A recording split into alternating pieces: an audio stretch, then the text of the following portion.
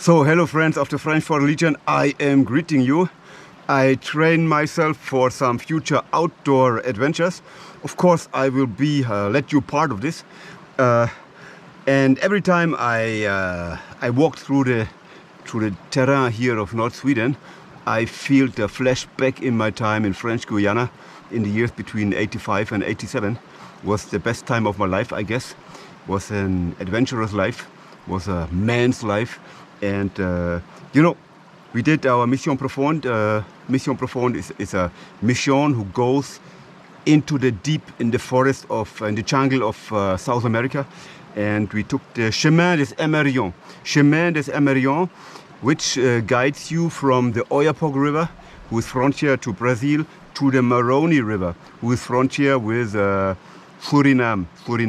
You know, and 30 days marching in the jungle, you know, and it was kind of hard stuff. And I remember always one scene. If there's one thing who left in my brain, graved forever, it was not blood, sweat and tears. We had it every day. Blood, sweat and tears was the daily bread we eat. We ate in the French Legion in this time, you know, but there was a gentleman called Magenan. We crossed a river to join Camopi village. Camopi village is the place where the Oyampi Indians are living. Sorry, feel some uncomfortable.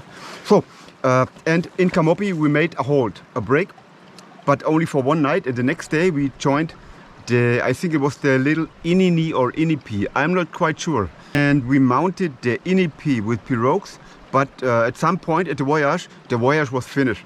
And we had to go on marching with our feet, heavy rucksack on the back, at least 50 kilos, sometimes more.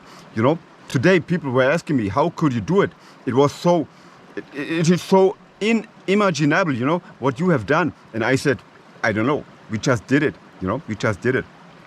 And I remember one guy, his name was Magenan. He was a French guy, a Gaulois, and he was always kind of shy, always a little bit apart, always a little bit, you know, not like a brother in arms, you know. He was not hot, he was not cold, he was somewhere in the middle, and you know, but he was a good guy, I guess. No, I'm sure he was a good guy. And once we marched since 3 days, 50 kilos on our back, and we made a break with our group. Magenan was in my group, and then in the middle of the pose, in the middle of the hold, was about 15 minutes, he stood up, he opened his bag, his sac à dos, his rucksack, he held a melon in his hand, a melon, you know, kind of, you know, a plastic melon, big like this. I'm surely not lying when I tell you that the melon had about 10 kilo, 12 kilo, a real big melon, a real big watermelon, green and a little bit yellow, with green stripes, and was fantastic, you know.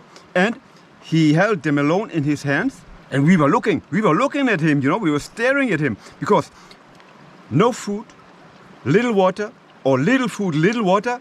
We were starving, we were hungry, we were thirsty.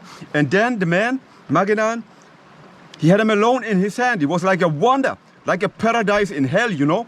And then he took his knife. At this time we had all the Camolis, who is a little bit like the K-bar, you know. Later on it was the United States Marine Corps K-bar, you know, very good knife.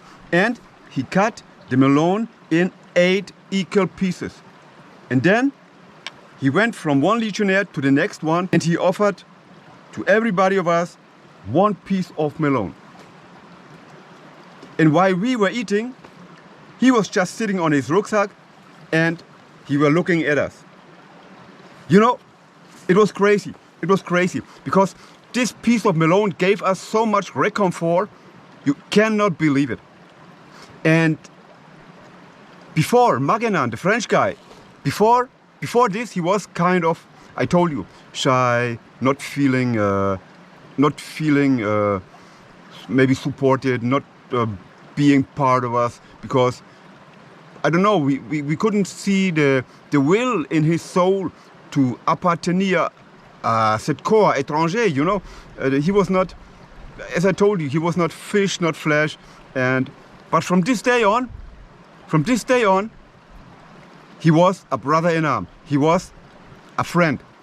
And afterwards, after this story, when he had a little problem, whatever it was, we were here, we were there to help him out of his problems.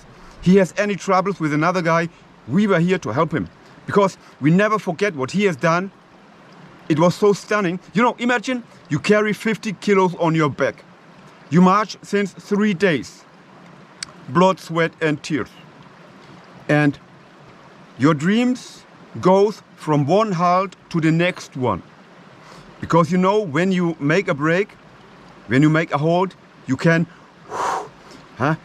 make a rest 15 minutes and it's great. It's like paradise. And we didn't eat much because we hadn't much. We didn't drink so much water. We had creeks, yes, but we didn't have always the time to stop and get some water, get some big food, whatever, you know. And then your shoulder was itching and hurting, your back was open, blood were running in your shoe, in your shoes, you know. We had the Rangers and the Patugas. And then a man like Maganan, who carried, like us, 50 kilos on his back, carried additional a big watermelon. And I asked myself today, Thomas, would you have done the same thing? Would you have carried additive, a big watermelon, 12 kilo, with you on your rucksack? Maybe my answer is no. The next question I asked me, would you have shared the watermelon with your friends? I'm not quite sure. I'm not quite sure. Maybe. So, what Maganan did, we never forget. And he regrouped with this act all the values a man can have in life, you know? And by the other hand, he could not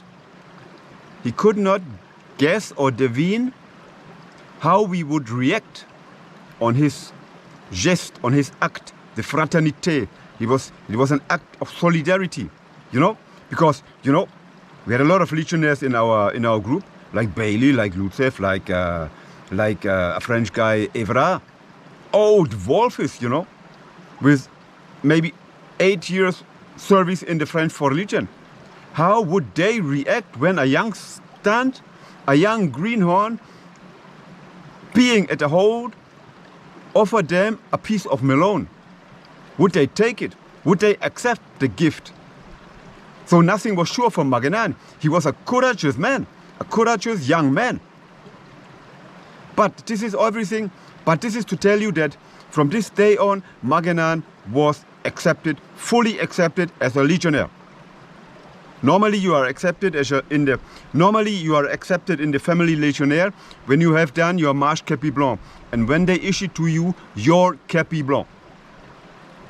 For Maganan, this admittance in the French Foreign Legion was the day he carried 3 days during 60 or 65 kilos on his back, y compris cette melon, and as he shared this melon with his future friends. Welcome to the French Foreign Legion, Maganan. Great gentleman, great guy, great legionnaire. Yeah. So this is the story I wanted to tell you today, because for me it was an important thing to tell you. Now I will go on, train a little bit for my outdoor adventure. I will, of course, as I told you, let you be part of this. And yeah, let's go on. And don't worry, I have some food with me. I have a lot of water all around me. No problem for this. Yep. So, and if you haven't done it already, please subscribe to my channel, Vicious Amateur Legionnaire, yours Thomas Gast. You want to sing me a song for you? What kind of song do you want to hear from me? What kind of song do you want to hear from me? Let's say Dans la brume la rocaille, because Dans la brume la rocaille is the first song I learned in the 3rd company of the 3rd REI in 85. Dans la brume la rocaille, le jaune combat. Magdalene, Amil, Amitrai, Légion, tu vaincras.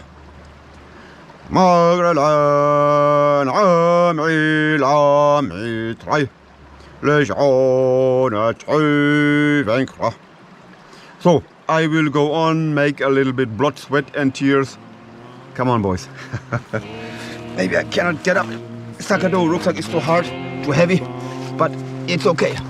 Let's do it. Searching for brothers in arms, turning all round, following my feelings crazy, narrow bound. Here we are, here you are, here I am, moving towards invincibility.